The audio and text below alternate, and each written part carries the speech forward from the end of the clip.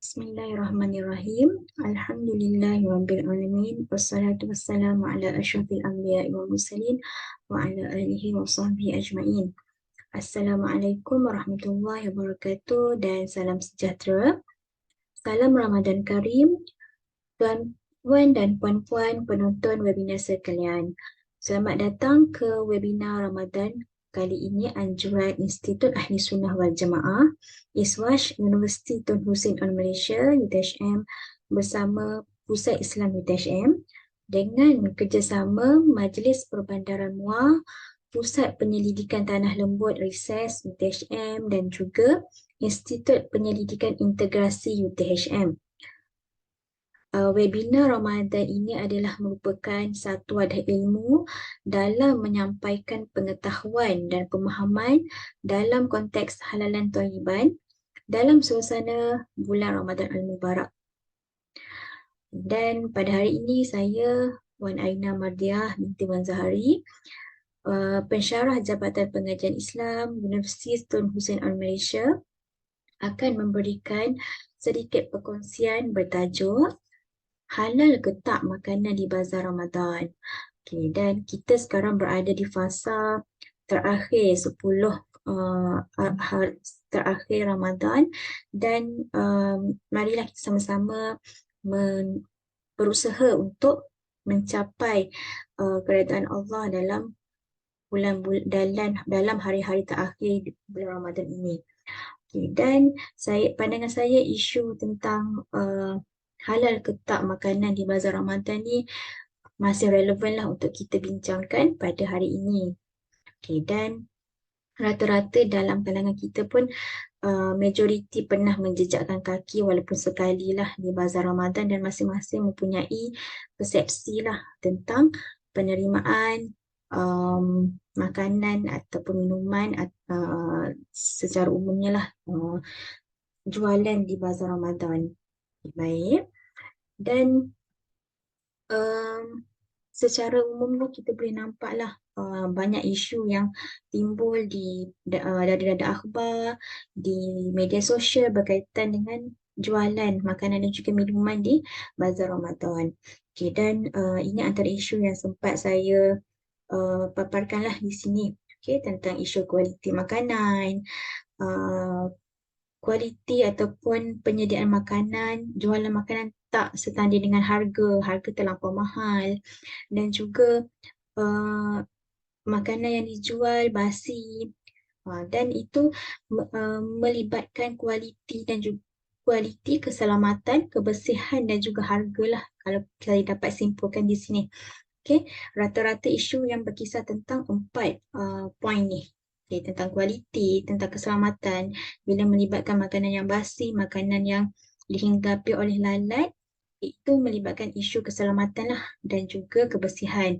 Dan selain itu harga juga memainkan peranan lah.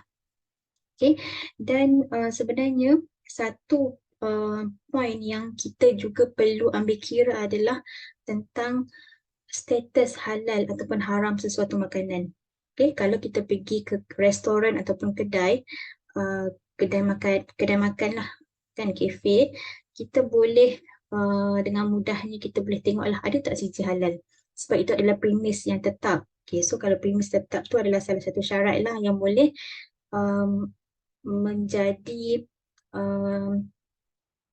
satu platform lah untuk kita mohon persijilan halal. Tapi untuk kes di bazar-bazar Ramadan, mungkin kita tak jumpalah peniaga yang tepek ataupun menampal sijil halal di bazar. Sebabnya memang salah satu syarat untuk permohonan sijil halal adalah perlu premis yang tetap lah. Okay, dan bazar kita tahu on off. Okay, 30 hari dalam bulan Ramadan saja, tak ada premis yang tetap. Okay, dan kita tak mungkinlah akan jumpa sijil halal yang ditampal di bazar Ramadan, kecuali itu adalah inisiatif inisiatif peniaga sendiri untuk meyakinkan pengguna. Tapi sebenarnya itu salah lah daripada segi undang-undang. Okay, so halal dan haram juga merupakan satu isu yang juga kita perlu tengok sepanjang kita membuat pembelian lah ataupun bermuamalat di bazar Ramadan. Okay? Dan kenapa perlu untuk kita tengok halal dan juga haram dalam bila kita membuat pembelian di bazar? Sebabnya um, halal dan thayyiban ni amat penting lah. Kita sebagai umat Islam dalam bulan puasa ketika menunaikan ibadah puasa untuk menjaga aspek halal terhadap makanan dan minuman yang kita ambil. Okay, dan ini adalah term yang biasa kita jumpalah halalan thayyiban. Kenapa di um, di apa panggil diadakan dua term ini, halalan thayyiban ini dan dimurakab. Okay, sebabnya halalan thayyiban ni adalah kita tak boleh nak pisahkan lah. Okay, dan apa yang saya boleh share di sini adalah halalan thayyiban. Sebenarnya halal tu, halal kita boleh tengok daripada segi syariati lah. Syariatkan, Allah syariatkan kita untuk makan makanan yang halal, minum minuman yang halal. Okay, itu daripada bab syariat. Benda-benda, perkara-perkara yang memang itu adalah surahan daripada Allah. Kan, untuk kita cari ataupun carilah pilih makanan yang halal. Okay? Sebab itu memang dah ada dalam syariah. Kan? Dah disuruh oleh Allah. Okay. Tapi thayyiban pula kita boleh kata dia adalah kita tengok daripada part-part saintifik. Okay. Mungkin daripada segi kualiti makanan.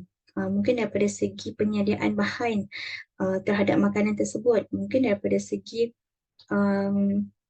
penghasilan, daripada segi proses daripada penghasilan untuk penghantaran kepada kedai-kedai ataupun kepada pelanggan, itu pun diambil kira dalam part halalan thayyiban. Lagi-lagi dalam part persisiran halal. Okay, dan kita nampak kat sini halalan thayyiban ini menyeluruh. Kan kita tengok 4 isu tadi. Kualiti, keselamatan, tentang harga, tentang kebersihan, semua itu mencakupi dalam part dalam termilah halalan thayyiban.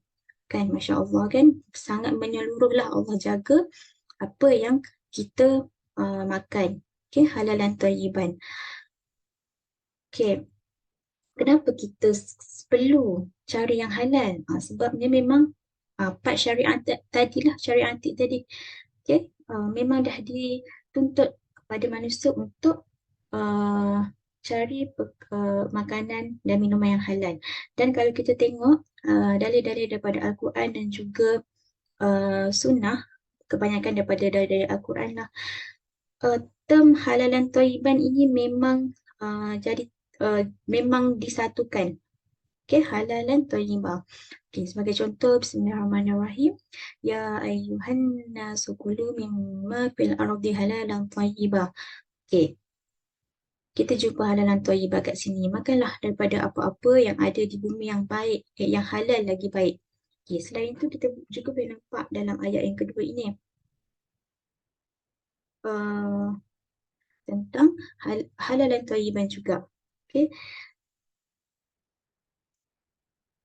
Di sini kita boleh simpulkan bahawa term ini bukan saja-saja direka lah, tapi itu adalah pensyariatan yang kita kena ikut, ta'abbud, perhambaan kita kepada Yang Maha Esa. Okay. Dan kita sebagai umat Islam, macam mana kita nak tahu, macam mana kita nak memilih makanan halal untuk dijadikan sebagai darah daging kita lah, untuk kita makan dan makan menjadi darah daging kita. Dan semua tu ada dinyatakan dalam Al-Quran lah sebenarnya. Okay, kriteria makanan halal haram menurut Al-Quran. Dan di sini saya boleh ringkaskan kepada 4 lah. Okay, yang pertama, tidak mengandungi sesuatu yang memabukkan. Di kat sini kita fokus kepada arak lah. Okay, dan memang dalam Al-Quran memang menyatakan secara jelas lah tentang pengharaman arak. Okay, dan bila kita kaitkan dengan konteks bazar Ramadan, kita tak adalah kata ada jualan arak di bazar Ramadan. Sebabnya bazar Ramadan pun namanya tu pun dah menunjukkan Islamik lah. Okay, dan larangan daripada bazar Ramadan tu pun kita faham, kita dilarang lah, kan peniaga dilarang untuk jual barang-barang ataupun makanan-makanan yang haram. Okay. Okay, tapi um, ada juga minuman-minuman yang kita tak kata arak, tapi minuman-minuman yang diperam yang boleh memabukkan. Kan? Sebagai contoh nira ataupun air apa tu, air nira lah. Okay, dan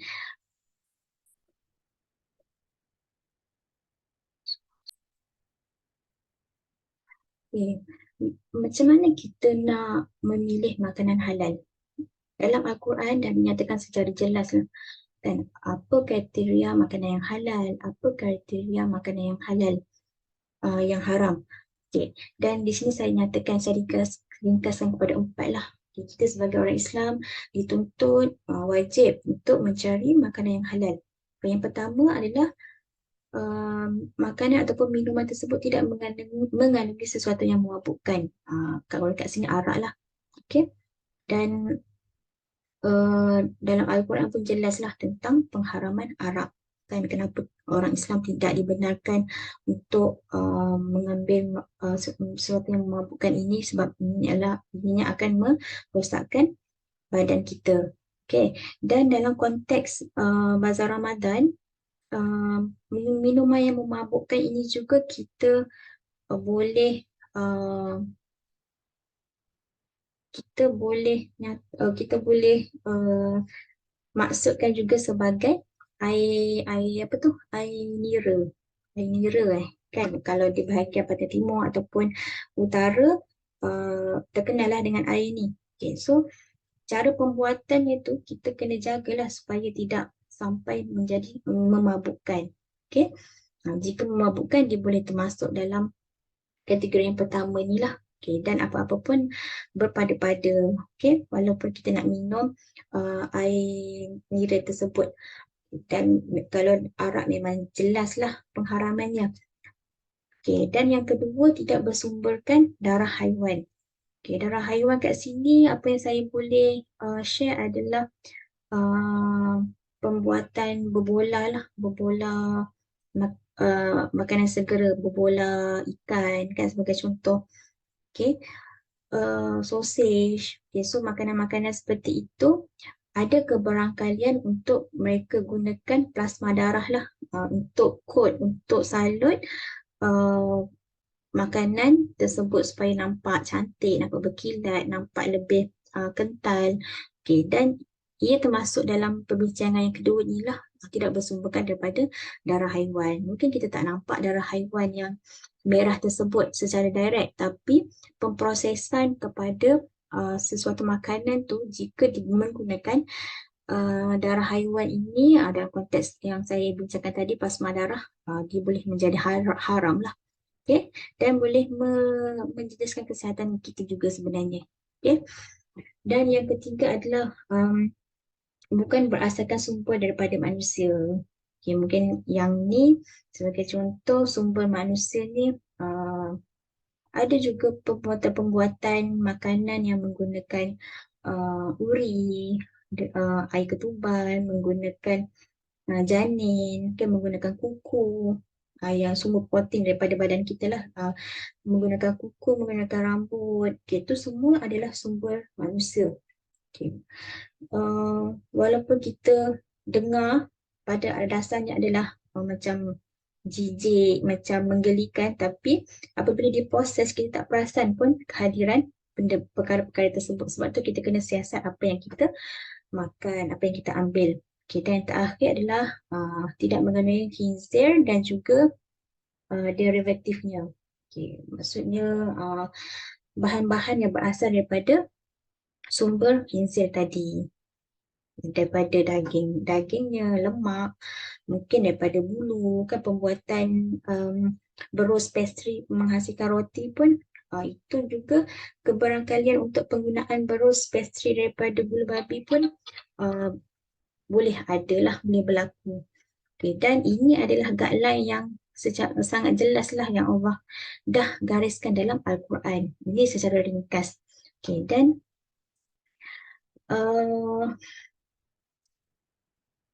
bila kita pergi ke bazar Ramadan, kan, bila kita pergi pada bazar Ramadan, seperti saya maklumkan tadi lah, kita mungkin tak nampak lah logo halal macam ni. Sebabnya premis ataupun kedai di bazar Ramadan bukan berstatus tetap lah.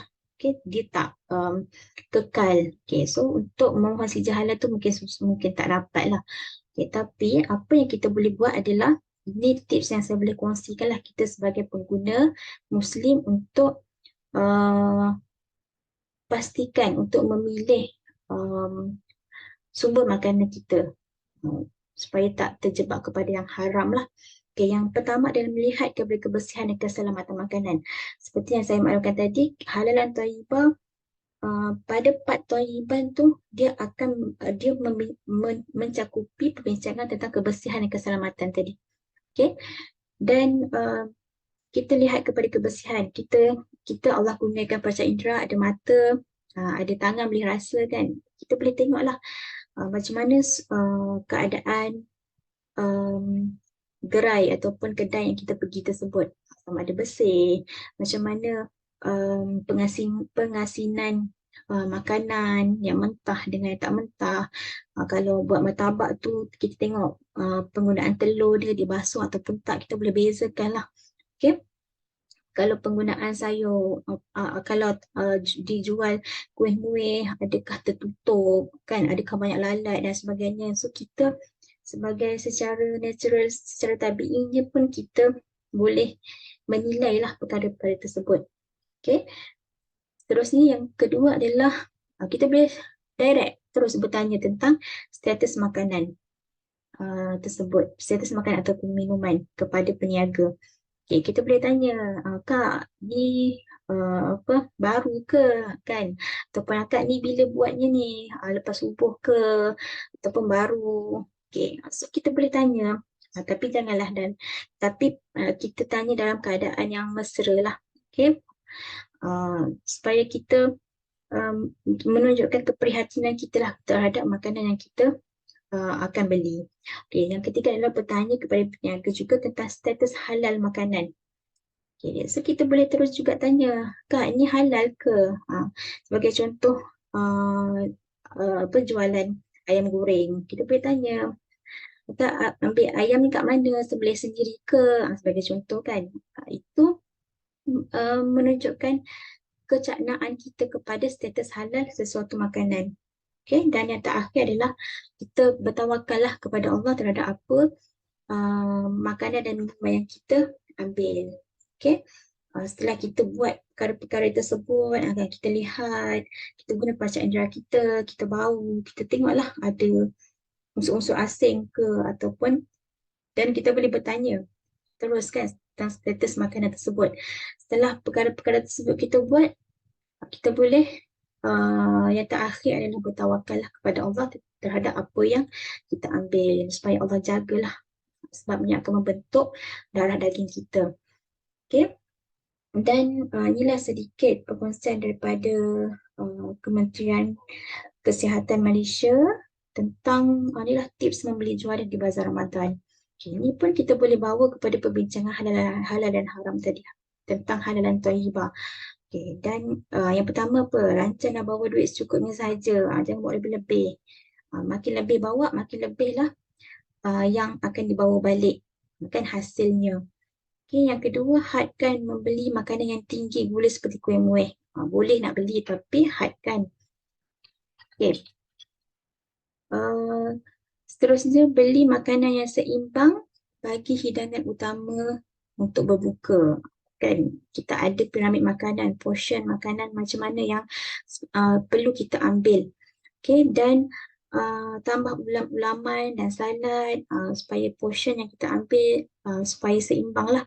Dan pilih gerai yang bersih, makanan tertutup, dan menyediakan juadah yang segar dan sihat. Itu perkongsian daripada daripada KKM. Okay. Dan bila kita tengok setiap poin ni pun dia tak larilah daripada kriteria pemilihan makanan halal yang dah digariskan dalam Islam. Okay, tak membazir, tak berlebihan, tak menjejaskan tak menjejaskan kesihatan. Okay? Dan saya rasa itu sajalah sedikit perkongsian secara ringkas lah tentang uh, macam mana kita nak memilih juadah di bazar Ramadan. Okay? Saya tak kata haram ataupun tak halal apa yang ada di bazar Ramadan, tapi uh, atas tips kriteria ataupun tips-tips yang dikongsikan tadi tu kita boleh menilai lah. Okay?